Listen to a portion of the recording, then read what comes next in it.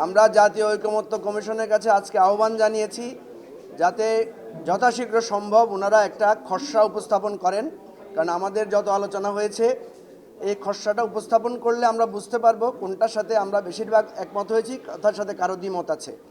তো আমরা এই অনুরোধটা ওনাদেরকে জানিয়েছি, 1 নম্বর।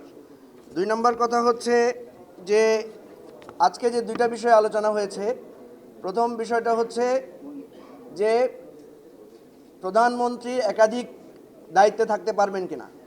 আমরা সেখানে উল্লেখ করেছি বিএনপির যে 31 দফা আছে সেখানে 4র্থ পয়েন্টে বলা আছে প্রধানমন্ত্রী, মন্ত্রিপরিষদ, নির্বাহী বিভাগ, আইন বিভাগের মধ্যে ওনারা ভারসাম্য প্রতিষ্ঠা করবেন। আমরা মনে করি আজকে যে প্রস্তাবটা আনা হয়েছে যে একই ব্যক্তি একই সাথে প্রধানমন্ত্রী, সংসদ নেতা এবং একটা রাজনৈতিক দলের প্রধান থাকতে পারবেন না, এটারই একটা ফলশ্রুতি, এটারই একটা ব্যাখ্যা। সুতরাং বিএনপিরও এটার সাথে একমত হওয়া উচিত, এই আহ্বান আমরা জানিয়েছি।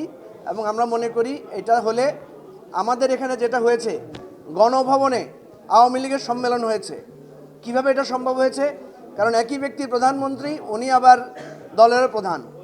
এবং আমরা দেখি মন্ত্রীরা যখন বিভিন্ন এলাকায় যান তখন তারা সরকারি প্রটোকল, প্রধানমন্ত্রী গেলে সম্পূর্ণ সরকারি প্রটোকল ব্যবহার করেন, অর্থাৎ ক্ষমতার অপব্যবহার এবং দলীয়করণের সুযোগ থাকে। এই সমস্ত বিষয় তুলে ধরে আমরা এই সেপারেশন অফ পাওয়ার এই বিষয়গুলো আমরা তুলে ধরেছি।